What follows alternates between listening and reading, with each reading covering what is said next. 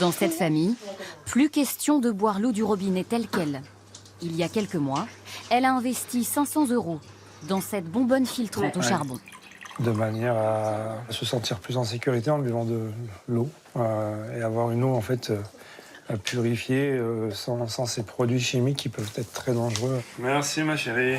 Il y a 2 ans, des traces de pollution anormalement élevées ont été enregistrées dans leur commune.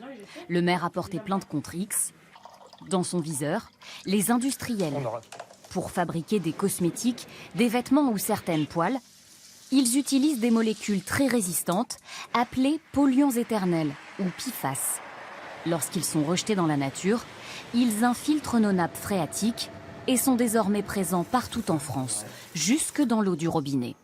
Alors, quelles conséquences potentielles pour la santé? Un impact négatif sur la fertilité chez l'homme et chez la femme. Deuxième point, un affaiblissement du système immunitaire pour certains vaccins notamment. Une augmentation du risque de développer certains cancers et en particulier le cancer du rein. De plus en plus de collectivités s'attaquent au problème. Ici à Metz, du charbon actif est ajouté à l'eau. On met un maximum l'eau en contact avec le charbon pour capturer les composés organiques dissous.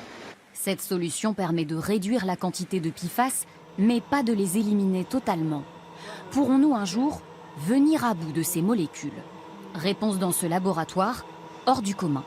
Dans cette immense cuve, unique en Europe, les scientifiques ont recréé un sol et une nappe phréatique contaminée. À l'intérieur, ils testent leur nouvelle solution. C'est par là qu'on va injecter notre mousse et qu'on va la récupérer. Il leur a fallu 3 ans pour développer ces bulles au super pouvoir. Les bulles ici que vous voyez vont emporter toute la saleté qui est absorbée sur les sols et ça va aussi pousser l'eau qui est polluée. On nettoie les sols et l'eau en même temps. Et on récupère le tout. C'est comme une machine à laver. Les scientifiques ne s'arrêtent pas là.